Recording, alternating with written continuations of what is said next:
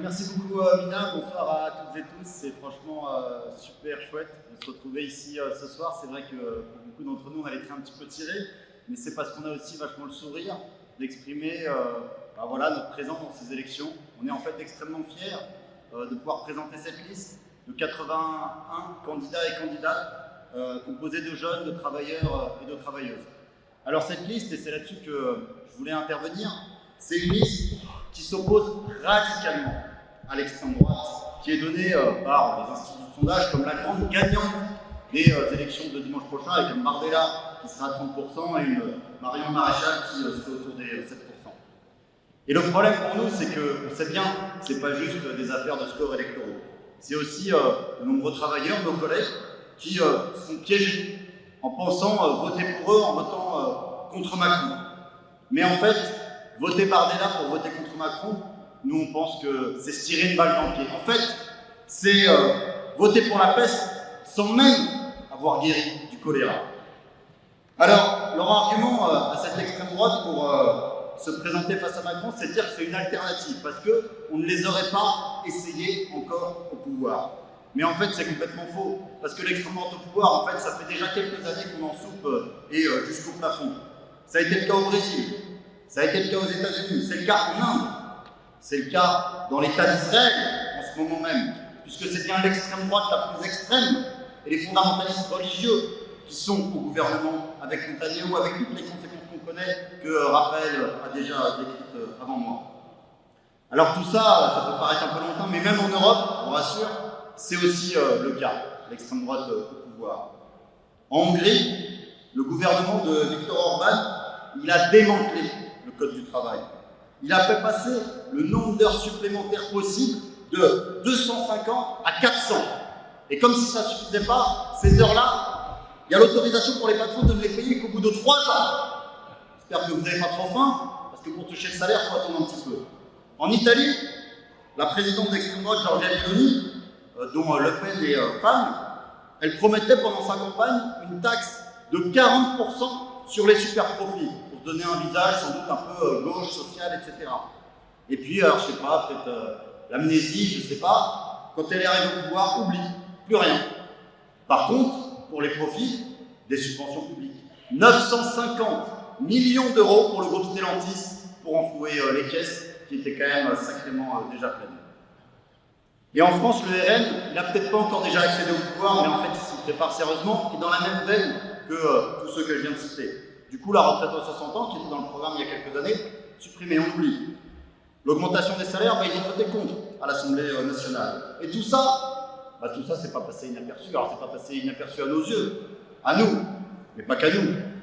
Sophie de Menton, je ne sais pas si vous êtes familier de la personne, j'imagine que non, c'est une dirigeante d'un mouvement patronal qui s'appelle Éthique. Bon, chacun choisit ses noms, pour un mouvement patronal, on n'aurait pas pris celui-là, mais peu importe.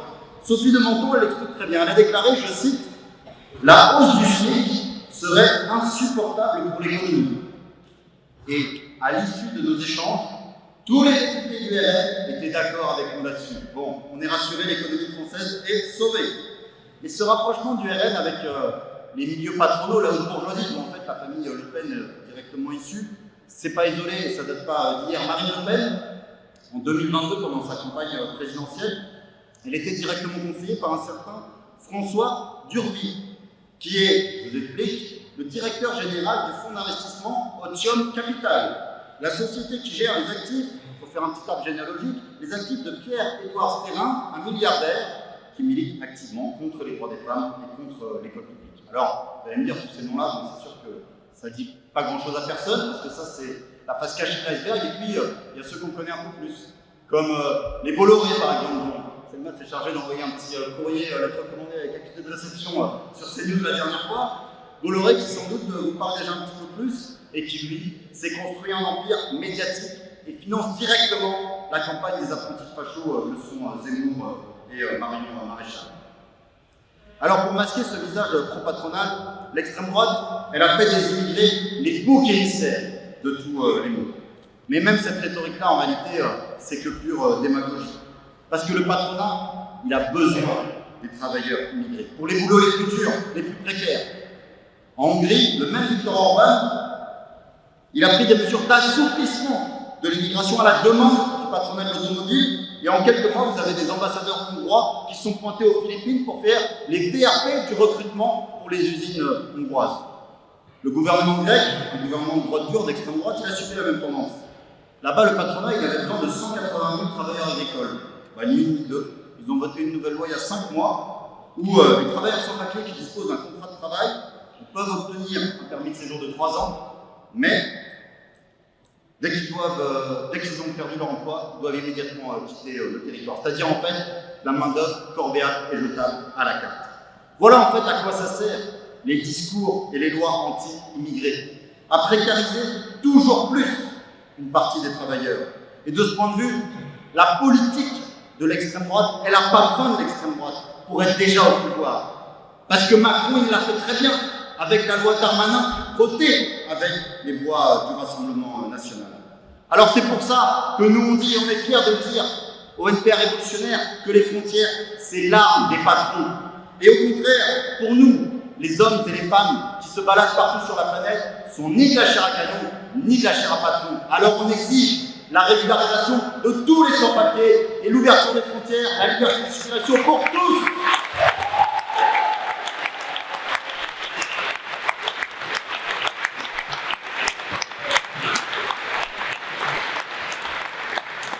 Cette petite musique du plus de frontières partout tout le temps, en fait, elle est aussi reprise par une partie de la gauche. Alors, bien sûr, c'est moins sur le terrain de la lutte contre l'immigration, c'est avec les mots qui passent partout sur l'économie. Vous savez, on nous parle de produire français, relocalisation, défense de l'industrie et des savoir-faire français.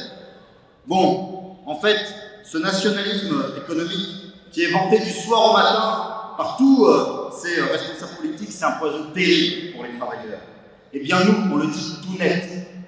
Le racisme envers les étrangers et le protectionnisme économique, c'est en fait les deux faces d'une même pièce, d'une même médaille. Et pas plus qu'on accepte le premier, on acceptera le second.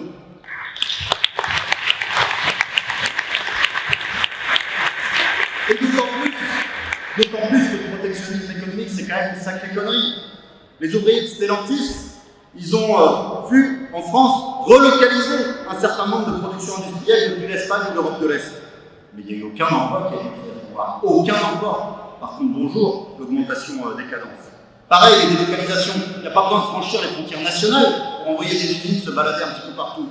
Moi, je me souviens, il y a 2-3 ans, avec les camarades du Nord, on avait pu soutenir la lutte des ouvriers de Renault-Maubeuge qui luttaient contre la fermeture de leur usine. Parce que le patron voulait délocaliser à Douai, c'est-à-dire en 30 km de là. Alors qu'est-ce qu'il faudrait faire d'après De Fontaine, Ruffin, que sais-je encore? Mettre des frontières entre Maubeuge et Douai, au milieu de la région parisienne, dans toutes les régions de France, c'est ça le projet? Bon. En fait, l'extrême droite, elle s'étend par le haut, et c'est pour ça que nous, on tient à s'y opposer par en bas. Il y a un peu plus de 20 ans, en 2002, ça remonte un petit peu, peut-être les plus jeunes n'ont pas connu cette époque. En 2002, je faisais, moi, mes premières manifestations contre Jean-Marie Le Pen, le père de Marine Le Pen, quand il était arrivé au second tour de la présidentielle. Et à l'époque, Chirac, c'était le candidat de la droite qui était opposé à lui au deuxième tour. Et il avait refusé de débattre avec Jean-Marie Le Pen à la télé dans le débat du deuxième tour, au prétexte, il l'avait dit, on ne débat pas avec l'extrême droite. Mais 20 ans après, c'est les présentateurs télé qui sont devenus d'extrême droite. C'est quand même vous dire un petit peu l'échec cuisant de tous ceux qui nous promettaient des barrages républicains, des digues toujours plus hautes, qui se sont transformés en passoires, à évacuer l'eau plus vite qu'en veux-tu, et finir par reprendre les idées d'extrême droite pour les faire voter une fois qu'ils étaient au pouvoir. Et il faut bien dire une chose, dans ce processus-là, la responsabilité de la gauche, elle est immense.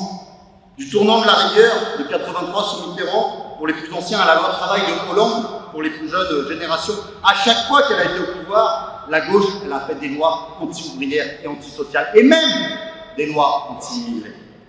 Et bien c'est tous ces renoncements, toutes ces trahisons qui sont devenues et qui ont permis à l'extrême droite de se présenter aujourd'hui comme anti-système. Alors nous, 20 ans plus tard, c'est une leçon de choses. On pense qu'effectivement on ne combattra pas l'extrême droite avec ceux qui la nourrissent, qui se prétendent de gauche ou de droite. Alors bien sûr, ce racisme qui vient d'en haut, et contamine aussi la conscience des travailleurs eux-mêmes.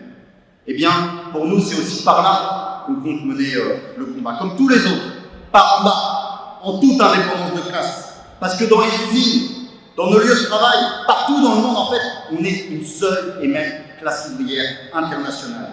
Alors, puisqu'on est victime d'un même système, puisqu'on a les mêmes patrons, eh bien, nous allons lutter au coude à coude, bras dessous, travailleurs français, immigrés, même patron, même combat.